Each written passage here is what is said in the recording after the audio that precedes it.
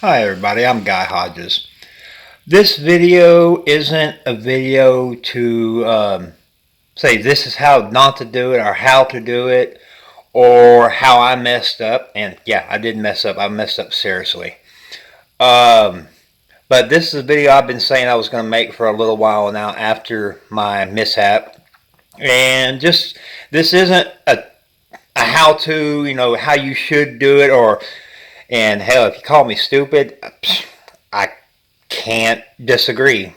I did a lot of things wrong, and I'm hoping this video will show that, just bring awareness to the stuff we do in our shops every day. After so many years, you get comfortable with your machines, and, accidents happen. Overlook one little thing, and, tragedy strikes. But anyway, I'm hoping this video just go a little bit to help people, that just bring awareness to the forefront of your mind when you're working with these tools, because they can go wrong really fast. So let me get turned around here and we'll start. Come on, turn around. Okay, as we all know, we see the ShopSmith. And some may see what's wrong exactly here from even this part. But, of course, that happened. That's kind of the aftermath. But anyway, basically it goes like this. I had just replaced my planer blades. Brand new blades on there. And I planed a board. Not planed, but jointed board. And I wanted to test, see, how true it was. So, me being all smart and stuff, I had a piece of 3/4 inch wood. It was 3/4 at the time. This is the first piece I cut. I was testing the jointed section, ran it against the fence, cut this part off. Okay, no big deal. That's, you can tell, it's a little bit shorter. But what happened was, instead of stopping there and checking the cut, I wanted to see how small I could actually get it. The fence has been moved back. It's loose now because I had to clean the table saw. But as you can see, this story starts about 2 months ago. I broke my zero clearance insert, and I didn't order any right away before using the table. So you can see we've got probably a 1/4 inch gap here. This is the standard ShopSmith table insert. So when I went back through, because like I said, it's a little bit shorter. If it was as wide as the other piece here, as you can tell, it doesn't go all the way through. So I did what everybody does when they, resaw a board. You run it through. Since it didn't go all the way through, you take it, you flip it around, so you can cut, the other side. Well, what happened was, went through, and since there's such a gap and this board was too skinny, and I knew better, but this board was too skinny to go all the way through. And what happened was, let me get this board turned around here. When it was going through on this side of the table, and I was using a push stick. I was using my push stick here. If you see about midway there, you can see where there's a saw mark there. Thank God I was using a push stick. But I was using a push stick, and as this was going through, it fell behind it. I'm talking about it, not even 1/8 of an inch right there. It got caught up.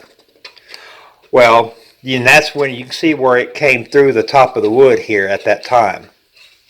So it's jammed in there. I couldn't push it through anymore, obviously. So instead of reaching down, I'm talking about reaching down, I don't know, 4 inches. reaching down 4 inches to turn the saw blade off. I'm thinking, and of course, you know, the other piece of wood on this side is over here, so which is already is setting up a disaster. But like I said, it was set over here. So I thought, in my wisdom, and mind you, the saw is set up exactly the way I left it on December 10th. As you can see, well, you can see the little drops there, and all over where I got the hell up out of the shop. Yeah, that's dried, by the way. But anyway, instead of reaching 4 inches down, while I was still holding pressure, because I was afraid of it kicking back, and that's what this is designed to do, is to keep it downward pressure so it help prevent kickback. Man, this is scary talking about this now.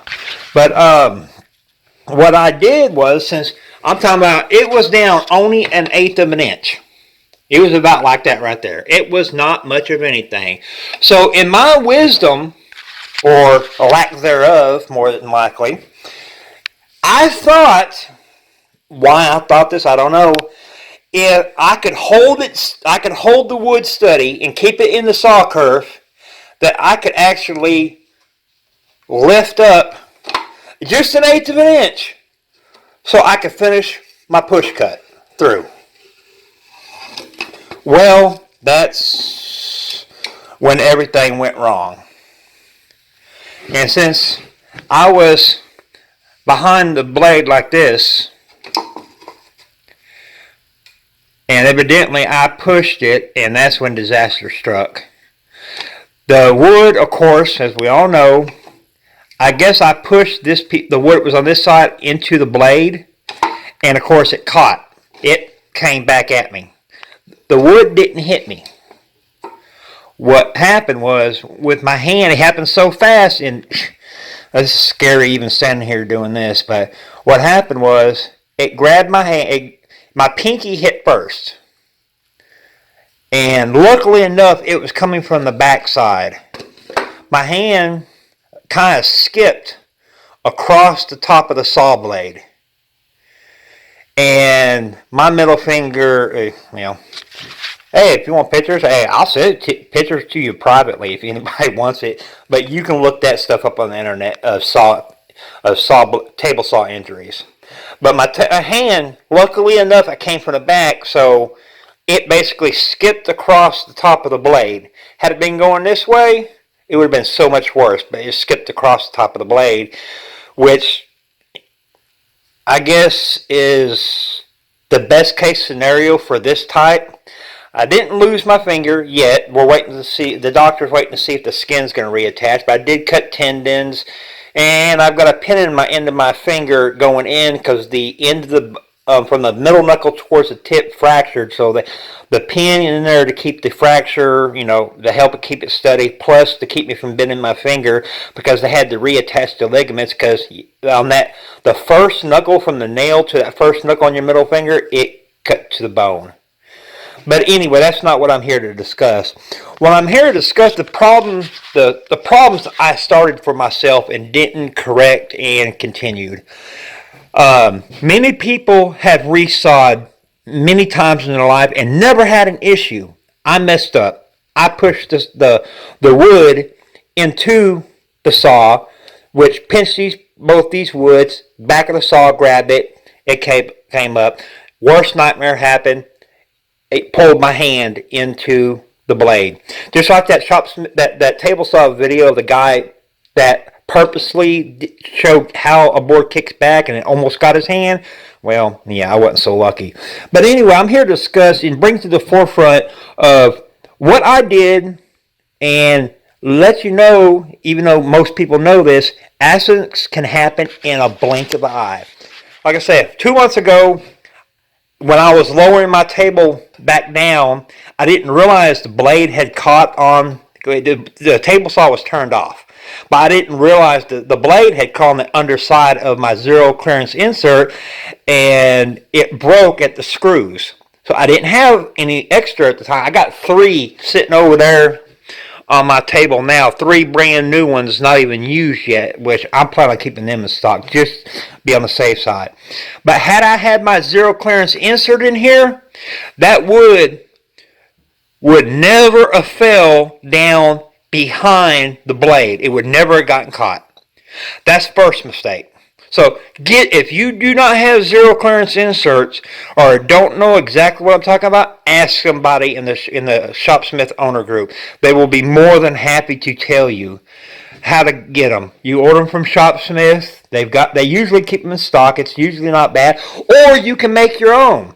Regardless if you buy them or make them, have a zero clearance insert. This machine here, I don't blame the table saw. It's not the ShopSmith's fault. It's my fault for being stupid. But this is a dangerous machine like any other table saw, but I think it is a little bit more dangerous if you do what I did and do everything wrong. But anyway, zero clearance insert.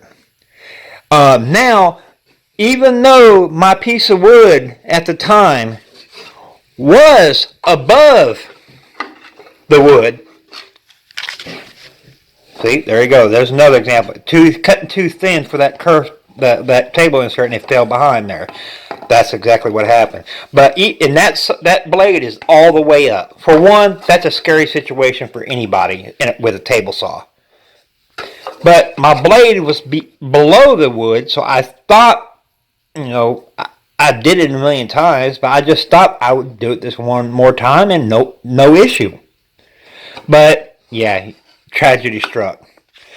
But that's a scary situation when you got a blade that far up out of the table. I've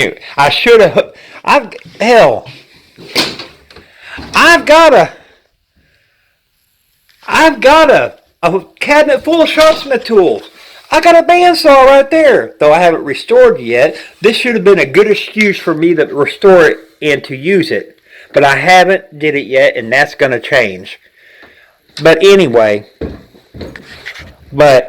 okay, that is the main problem I had. I'm not blaming the table insert. I should have replaced it. I didn't. So I've got this large gap here with the default or the stock faceplate. And I'm not saying that even if the faceplate had been a zero clearance insert, and I could have got away with, pushing this through, the wood was still too skinny, and there was still a very good chance it still might have caught up. Maybe not. I might have got lucky, and that right there is thicker than the saw blade, so it may have went on through. But because I didn't have the insert, that's no excuse. You should not with that small like I did. That was just stupidity on my part. Hey, call me stupid in the comments. Hey, I deserve every bit of it. Believe me, you cannot be any harder on me than I have been on myself after this accident. Oh, you just don't know how hard I've been on myself. I almost put this in all my tools though in that closet there. I almost put all this up for, on the website, on the ShopSmith sales group. And I've got pretty much quite a few things. I've got more than just a few things there that I need to restore and get up running. After this, there's belt sander, and then you got the big belt sander there, and then you got the bandsaw, then I got the jointer there you seen earlier. So I could have got my money out and went and bought a saw stop. The thing is, though, or any other table saw, the thing is, though, the way saw stop may have not been so bad, but the stupidity I showed in this, I don't think the saw stop would have kept me from being damaged. It probably would have got me a little bit, maybe not this bad, but I would have hurt myself on any other table saw with doing the same thing. Okay, on to the next part. As you can see, there's a saw blade. There's the fence right there. What's missing? Hey, there's nothing back there. Why? Because you can't resaw on a table saw, especially a ShopSmith with. Well, this is a 500 model. So this is the table saw kerf, I guess you would call it, or the riving knife for the 500, and I took the plastic off of it, so it would give me a little, so I could see the cut better. Got the anti-kickback paws. It's on there. And if you look, well, where is it? It's somewhere. Oh, yeah, here it is. As you can see, I've got a guard that has plastic and everything. I've got the guard with plastic. I've got this to make it easier to see the saw cut. This is not as safe as that, but it does have the kickback paws. But those would not have saved me in this instance. Even if I had this on there, I couldn't have made the cut I made if I had these. So I would not have got hurt if I would have just had this. Even though it's not as safe, because the wood would have came up above these pins here. So, and these paws would have stopped me from pushing the piece through, and I would not have been able to cut that piece. Therefore, if I didn't make that cut on there, I wouldn't have got hurt. I removed the safety equipment. That's going back on there. That probably, maybe not. But that is going back on my ShopSmith. If I need a resaw cut, I'm going in there and grabbing the damn bandsaw. It's not worth the accident, the pain. Well, honestly, it didn't hurt. Still don't have any pain with that. Might be because on the left hand side of my middle finger, I have no feeling whatsoever in that. On the right hand side of it, right here, I've got feeling on that side. The other side is completely dead. I don't have any feeling because it cut the nerves. It damaged the nerves on that side. But I removed the safety equipment from the ShopSmith. Okay, sure, there's guys that run table saws like this all the time, but they're not stupid enough to put their hands behind and push the wood into the damn blade while it's running. They would have had sense to cut it off, but I didn't cut it off because I thought this one time I could move it up. All I needed to move up was 1/8 of an inch, and disaster struck just that fast. I thought I could move my hand or keep my hand back here. I was behind here, and I was on the side of it. But it happened so fast that even though my hand was on the side of the wood right here, when I pushed in, I was barely touching the wood. Because I was scared of the saw blade. But I was barely touching the wood. I'm talking about that, just barely touching it. But that amount of friction against the wood was enough for the wood to kick back, because I was standing to the side so it didn't hit me. But it was enough to drag my hand across the top. It was enough to catch it. And of course, as everybody knows, these blades, once they dig in, they pull you along. So my hand was skipping along, and it was so fast. Before I knew it, my hand was back against me. That's how fast it happened. I thought at first that the wood had kicked back and hit my hand, but that was the only pain I had.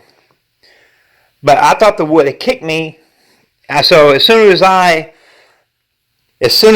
happened, as you can see, I stepped over here, got the hell away from the table saw, and that's when I examined myself, and I knew I was hurt. I didn't know how bad I was hurt. All I knew is I seen red. That's all I knew. I knew I was in trouble. I have first aid kit.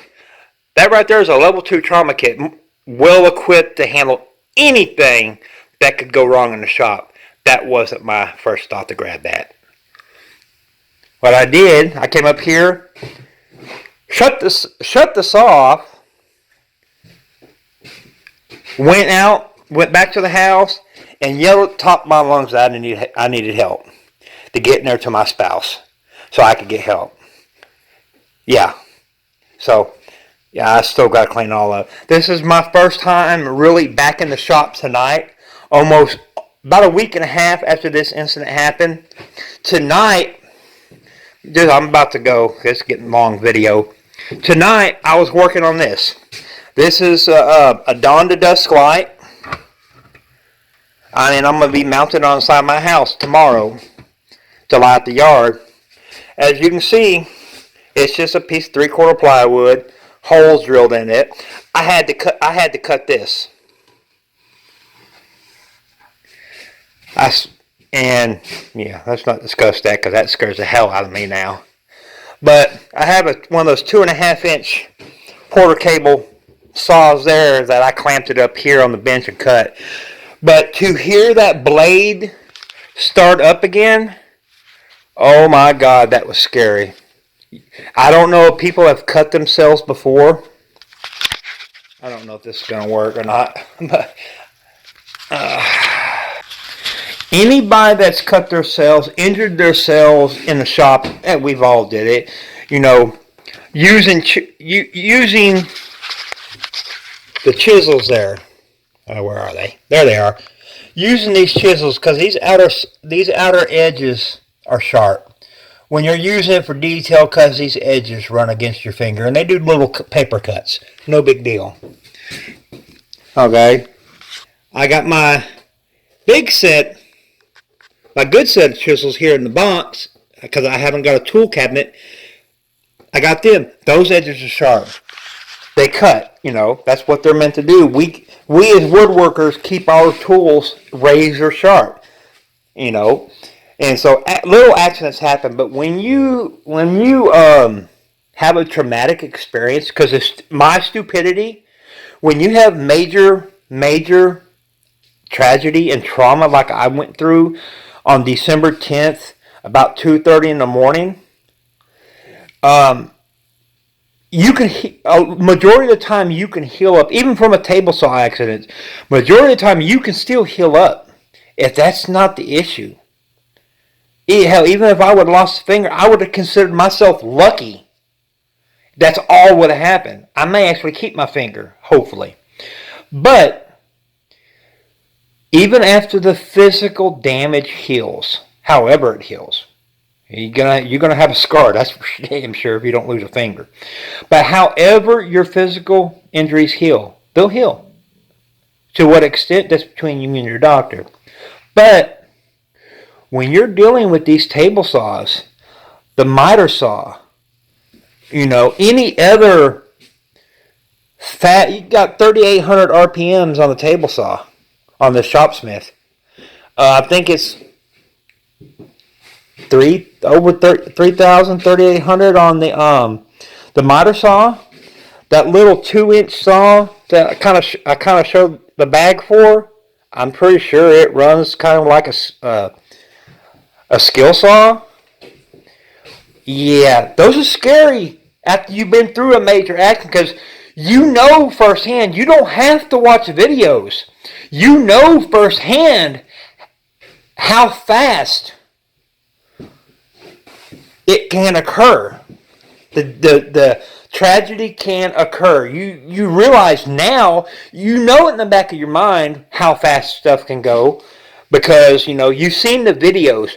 You've worked with mentors that taught you woodworking. Your fathers, your grandfathers. You've worked with these people. They've told you time and time again. They've drilled it into you how fast tragedy can go, happen if you're not careful around these tools.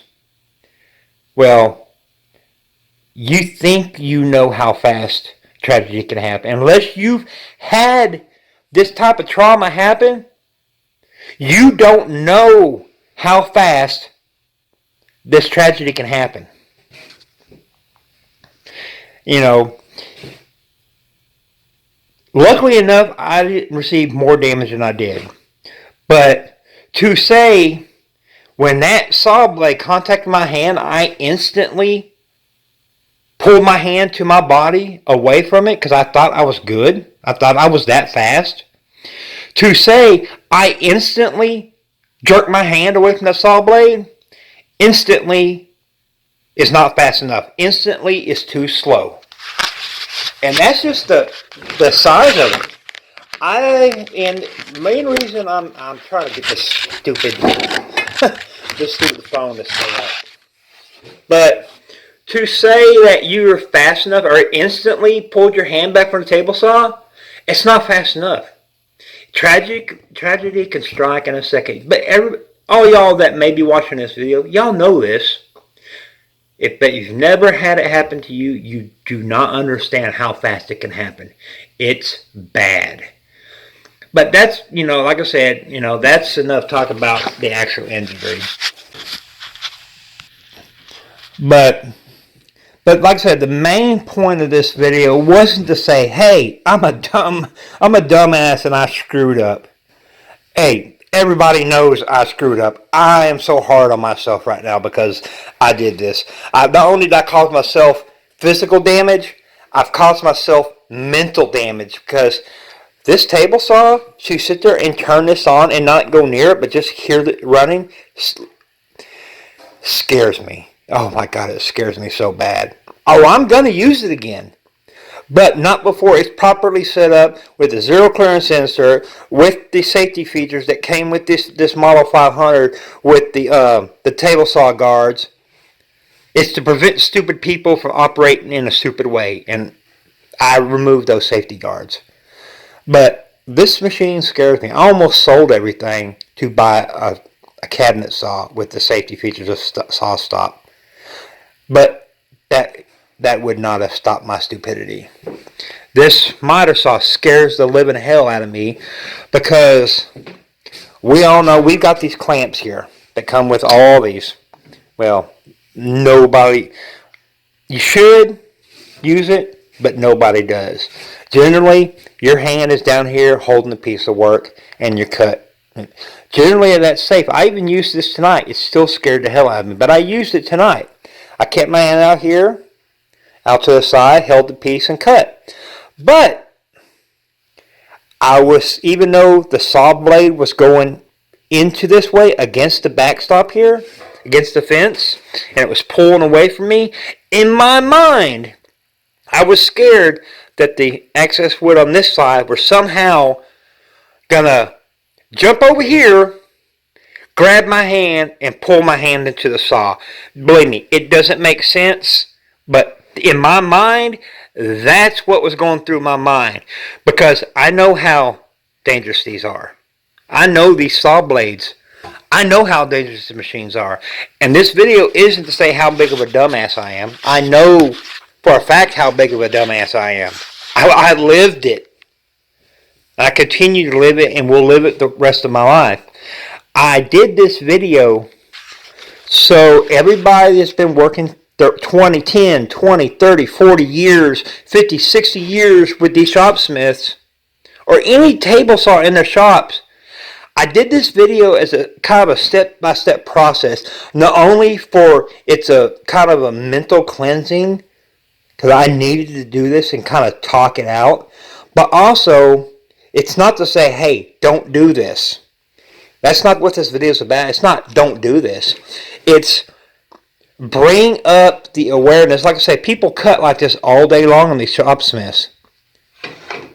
They cut like this. Now, maybe the blade's not this high. The blade, is usually maybe a tooth height out of the wood. But they still cut without the guards every day. And I could probably have got away with that, except my wood was too small for the gap in here. It got caught, and I broke number one rule. I went past the faceplate, which is usually red with the aftermarket faceplates. I went past this. Matter of fact, my hand should have never went past the front of this guard here. It should never, while this blade was running, should never have went back here. And especially, even being behind the blade, and as I learned, your hand, even behind the blade, can be pulled into it. I'm talking about just that fast. Instantly, you can't move it away fast enough. Instantly, it's too slow. So even being outside back here, it's, just no. So I made the mistake. But I'm not saying that I made a mistake, don't do it. Of course, don't do it. That goes without saying.